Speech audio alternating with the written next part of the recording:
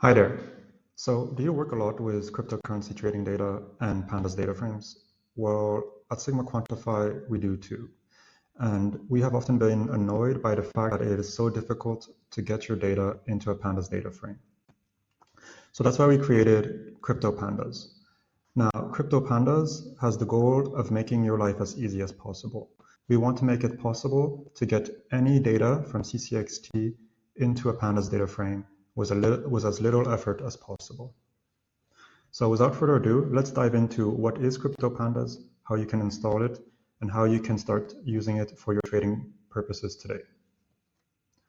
So Crypto Pandas can simply be installed on any version of Python between Python 3.11 and Python 3.13 using the simple pip install CryptoPandas command. Once you have installed it, you need to simply import your libraries and create an exchange from CCXT. With this exchange from CCXT, you can wrap it afterwards into a CCXT Pandas exchange class from the Crypto Pandas library.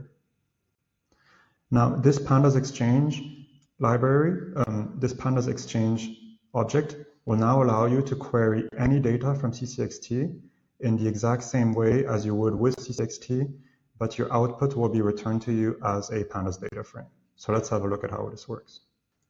So now that we have initialized our exchanges in sandbox mode for Binance, we can have a look at all the existing symbols available on Binance.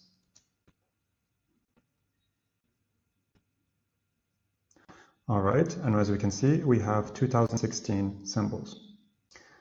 We can also use Crypto Pandas to query our open high low close volume data and get it into a Pandas data frame.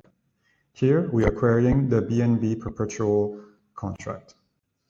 And as you can see, we have a nice clean data frame containing our timestamp, our open, our high, our low, and our close columns.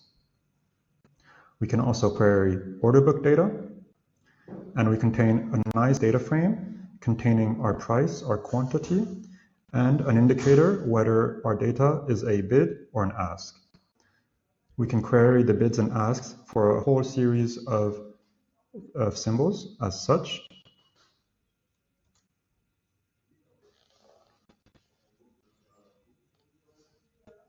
So as you can see, we get the bids and asks for SOF USDC and for Mubarak. And we can also query public trades.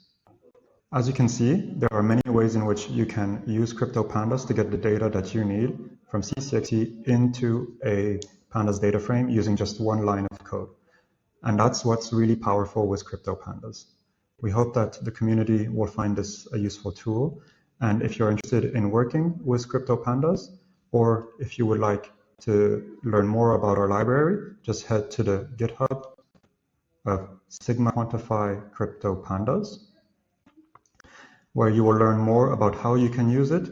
And if you have any issues or questions, you can write them in our GitHub, and we will happily address your questions. Feel free to add a like or subscribe if you found this interesting, and stay tuned for a future video.